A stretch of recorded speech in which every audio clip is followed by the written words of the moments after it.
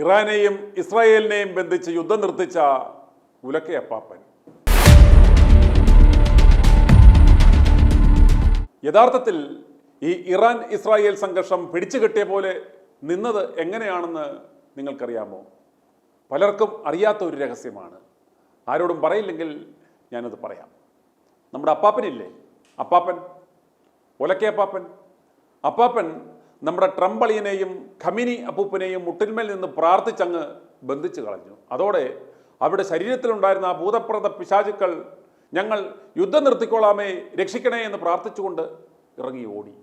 അപ്പം തന്നെ ട്രംപ് പ്രഖ്യാപിച്ചു ഇറാനും ഇസ്രായേലിലും വെടി നിർത്തിയില്ല, ഇനി മേല വെടിവെക്കത്തില്ലെന്ന്. നമ്മുടെ ഒലക്കേപ്പാപ്പനാണ് ഇതിന് പിന്നിലെന്ന് ഏതെങ്കിലും ഒരു മാധ്യമം എന്നിട്ട് റിപ്പോർട്ട് ചെയ്തോ? ഇല്ല. അപ്പാപ്പന് അടിവയറ്റിലെ ആരും കാണാത്ത മുഴയും വാദവും വളയും മാത്രമല്ല, അന്താരാഷ്ട്ര യുദ്ധങ്ങൾ വരെ നിർത്താനുള്ള കഴിവുണ്ടെന്ന് നിങ്ങൾ മനസ്സിലാക്കുക. പക്ഷേ അപ്പാപ്പൻ തനിക്ക് ഇത്ര വലിയ കഴിവുണ്ടെന്ന് പരസ്യമായി ആരോടും പറയില്ല. ഇത് അപ്പാപ്പൻ്റെ മുണ്ണക്കുഞ്ഞുങ്ങളുടെ കൂട്ടായ്മയിൽ വേറെ ആർക്കും അയച്ചു കൊടുക്കരുത്, എൻ്റെ ഉലക്കയുടെ ശക്തി പോകും എന്ന് പറഞ്ഞ് അയച്ചു കൊടുത്തതാണ്. അതുപോലെ അപ്പാപ്പന് വേണ്ടി നിങ്ങൾ ആത്മാർത്ഥമായി പ്രാർത്ഥിക്കുക.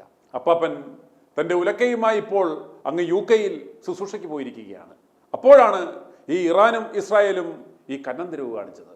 അപ്പാപ്പൻ ട്രംപിനെയും ആയത്തുള്ള ഖമേനിയെയും ബന്ധിച്ച കാര്യം പറയുന്നത് കേൾക്കുക. ഹല്ലേലൂയ. സങ്കീർത്തനങ്ങൾ 40:5 ദൈവമായ അങ്ങ് എത്ര അത്ഭുതങ്ങൾ ഞങ്ങൾക്ക് വേണ്ടി പ്രവർത്തിച്ചു. ഞങ്ങളുടെ കാര്യത്തിൽ അങ്ങ് എത്ര ശ്രദ്ധാലുവായിരുന്നു. അങ്ങേക്ക് തുല്യനായ ആരുമില്ല. ഞാൻ അവയെ വിവരിക്കാനും പ്രഘോഷിക്കാനും തുനിഞ്ഞാൽ അവ അസംഖ്യമാണല്ലോ. അതേ കർത്താവ് ദൈവം എത്ര അത്ഭുതങ്ങളാണ് നമുക്ക് വേണ്ടി പ്രവർത്തിച്ചിട്ടുള്ളത്. എത്ര എണ്ണിയാലും തീരാത്ത വണ്ണം നിരവധി വലിയ വീര്യ പ്രവൃത്തികളാണ് അനുദിനം അനുഭവിച്ചുകൊണ്ടിരുന്നത്. പ്രത്യേകിച്ച് ഇന്ന് ഞാൻ പങ്കുവയ്ക്കുന്നത്, നിങ്ങളോട് പറയാൻ ആഗ്രഹിക്കുന്ന കാര്യം ഇപ്പോൾ നടന്നുകൊണ്ടിരുന്ന ഇസ്രായേൽ ഇറാൻ യുദ്ധത്തെക്കുറിച്ചാണ്. കഴിഞ്ഞ ജൂൺ 13 ആണ് ഇസ്രായേൽ ആദ്യം ഇറാനെ ആക്രമിക്കുന്നത്. തുടർന്ന് അങ്ങോട്ടും ഇങ്ങോട്ടും രൂക്ഷമായ പോരാട്ടമുണ്ടായി, കുറേ പേര് മരിച്ചു, ഇസ്രായേലിന് വലിയ നാശമുണ്ടായി. അതിനിടയിൽ അമേരിക്ക യുദ്ധത്തിൽ ഇടപെട്ടു. അവര് അവിടെ ഇറാനിൽ ബോംബിട്ടു. അത് യുദ്ധത്തിന്റെ ഭീകരതയെ വർദ്ധിപ്പിച്ചു. അതിന്റെ പ്രത്യാഘാതം എന്ന വണ്ണം 23 ഇറാൻ ഖത്തറിനെ ആക്രമിച്ചു. ഖത്തർ എന്ന രാജ്യത്ത് ഉണ്ടായിരുന്ന അമേരിക്കയുടെ താവളം ആക്രമിച്ചു. അവര് മറ്റു പല അമേരിക്കൻ താവളം ആക്രമിക്കാൻ വേണ്ടിയിട്ടുള്ള നീക്കം നടത്തിയവർ. അതുകൊണ്ട് ഈ മിഡിൽ ഈസ്റ്റിലുള്ള രാജ്യങ്ങളെല്ലാം വളരെ ഭയത്തിലായിരുന്നു. ഏത് നിമിഷത്തിലും ആക്രമിക്കപ്പെടുമെന്ന ഒരു അവസ്ഥയായിരുന്നു അവർക്കുണ്ടായിരുന്നത്.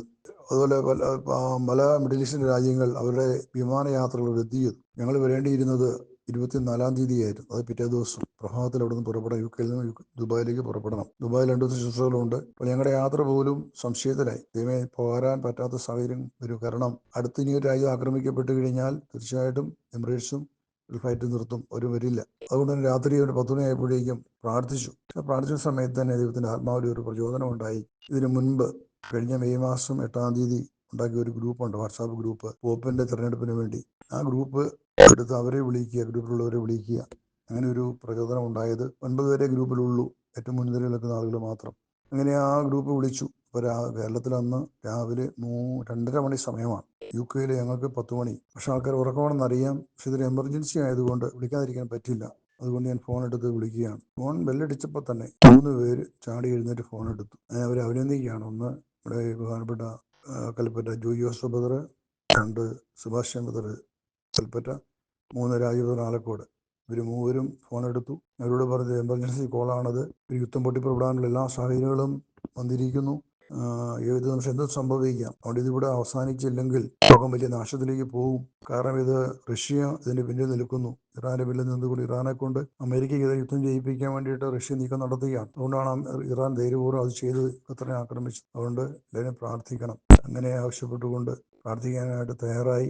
ആ പ്രാർത്ഥന ഒരു അരമണിക്കൂർ ഞങ്ങൾ പ്രാർത്ഥിച്ചു. പ്രിയപ്പെട്ടവരെ, ഭരദാസിയും കൂടുതൽ പ്രാർത്ഥനയുണ്ടായിരുന്നു. ആ പ്രാർത്ഥനയിൽ 2 പേരെ അവർ ചൊന്ന ഈ യുദ്ധത്തിന് പിന്നിൽ നിൽക്കുന്ന എല്ലാ തലമുറകളും, എല്ലാ അടിമകളും, എല്ലാ അശുദ്ധാത്മാക്കളെയും ബന്ധിച്ച് പ്രാർത്ഥിച്ചു.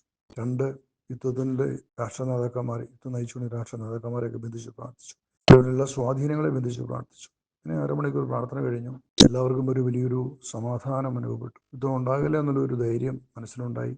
പിറ്റേ ദിവസം പ്രഭാതത്തിൽ യാത്ര പുറപ്പെടാൻ വേണ്ടി ഞങ്ങളെല്ലാം പെട്ടിയെല്ലാം പാക്ക് ചെയ്തു. അന്ന് രാത്രി സമാധാനം കിടന്ന് ഉറങ്ങി. പ്രഭാതത്തിൽ ഫോണെടുത്ത് വാർത്ത നോക്കുമ്പോൾ കണ്ട വാർത്ത ഇതാണ്: വെടിനിർത്തൽ പ്രഖ്യാപിച്ചിരിക്കുന്നു. ഹല്ലേലൂയ. വാസ്തവത്തിൽ ഒരു വലിയൊരു അത്ഭുതകരമായ ദൈവത്തിൻ്റെ ഇടപെടൽ അവിടെ സംഭവിച്ചു.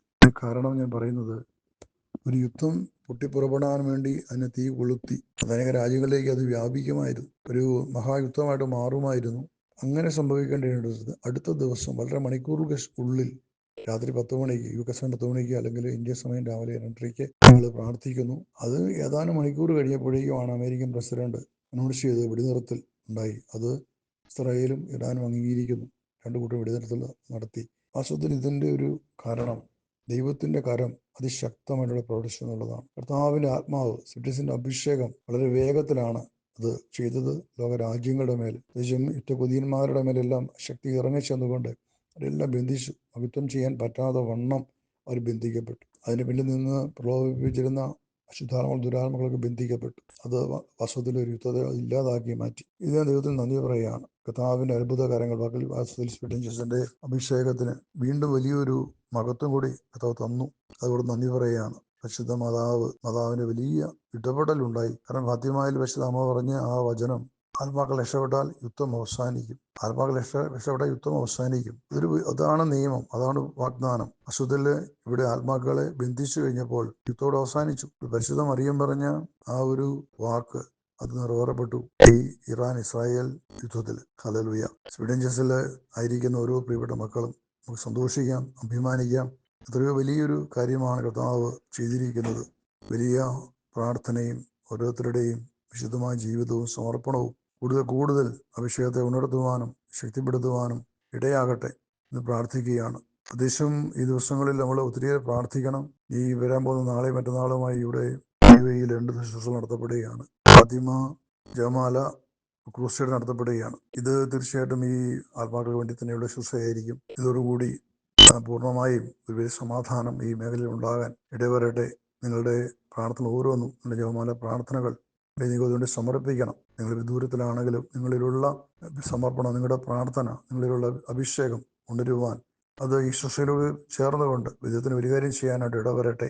ഒരു വിശ്വ സമൂഹത്തിൻ്റെ പ്രാർത്ഥനയ്ക്ക് എപ്പോഴും ഉത്തരമുണ്ടാകും. നമ്മൾ വിളിക്കുമ്പോഴൊക്കെയും നമ്മൾ വിളി കേൾക്കുന്ന ഒരു ദൈവം നമുക്ക് സമീപത്തുണ്ട്. നമുക്ക് അഭിമാനിക്കാം. നമ്മൾ വിളിച്ചപേക്ഷിക്കുമ്പോഴൊക്കെ അതിനുവേണ്ടി നമുക്ക് ഒരു ദിവസം മുഴുവൻ പ്രാർത്ഥിക്കേണ്ടി വന്നില്ല. അരമണിക്കൂർ മാത്രം, 30 മിനിറ്റ് മാത്രം നടത്തിയൊരു പ്രാർത്ഥന. ആ പ്രാർത്ഥന അത്ഭുതത്തെ കൊണ്ടുപോകുന്നു, യുദ്ധത്തെ പിടിച്ചു കെട്ടി. അതിൽ നമുക്ക് സന്തോഷിക്കാം, അഭിമാനിക്കാം. പ്രിയപ്പെട്ടവരെ, കർത്താവ് ഇനിയും വലിയ കാര്യങ്ങൾ ചെയ്യട്ടെ. ശ്രീകൃഷ്ണ അഭിഷേകം ലോകമെല്ലാം അഗ്നിയായി മാറട്ടെ, കത്തിപ്പടരട്ടെ.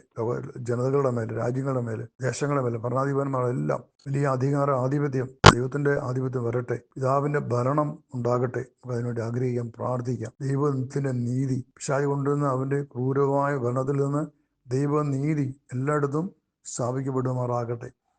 മനുഷ്യരെ നീതി ലഭിക്കാതെ മറ്റുള്ളവരാൽ പീഡിപ്പിക്കപ്പെടുന്നവര്, രാജ്യങ്ങളിൽ അടിമകളെ ജീവിക്കേണ്ടി വരുന്ന മനുഷ്യര്, ഭീകരവാദികൾ, ടെററിസ്റ്റുകൾ, ലോകത്തിന്റെ നാനാ ഇടങ്ങളിൽ അനേകം ഇടങ്ങളിൽ ക്രൈസ്തവർ പീഡിപ്പിക്കപ്പെടുന്നു. ഇവിടെയെല്ലാം ദൈവത്തിന്റെ വലിയ നീതി ഇറങ്ങി വരണം. നിങ്ങൾക്ക് കൂടുതൽ ഇഷ്ടമായി, കൂടുതൽ ഉണർവോടുകൂടി പ്രാർത്ഥിക്കണമേ. നിങ്ങൾ ഒരു പ്രാർത്ഥനയും വെറുതാലാകുന്നില്ല. അതെല്ലാം ഉത്തരം ഉണ്ടാകുന്നു. പ്രാർത്ഥന ആരും അകന്നു പോകരുത്. ഉറച്ച് പ്രാർത്ഥിക്കുക, വിശുദ്ധമായിട്ട് ജീവിക്കുക, വചനം അനുസരിക്കുക, നിരന്തരമായ ജപമാല ചൊല്ലി പ്രാർത്ഥിക്കുക, ഓരോ വിശുദ്ധ ബലികളിലും യോഗ്യമായ വിശുദ്ധ സ്വീകരിക്കുക. ഇതെല്ലാം നമുക്ക് വലിയ ശക്തിയായിട്ട് മാറും. അതെല്ലാം അനുഗ്രഹിച്ച് ഉയർത്തുമാറാകട്ടെ. ആമേൻ. വിശുദ്ധ വലിയ അനുഗ്രഹവും നന്മകളും എല്ലാവരും ഉണ്ടാകുമാറാകട്ടെ. ദൈവകൃപ നിറഞ്ഞ മറിയമേ സ്വസ്തി. കർത്താവ് അങ്ങയുടെ കൂടെ സ്ത്രീകളിൽ അങ്ങ് അനുഗ്രഹീതയാകും. അങ്ങയുടെ ഉദരത്തിന്റെ ഫലമായി ഈശോ അനുഗ്രഹീതനാകും.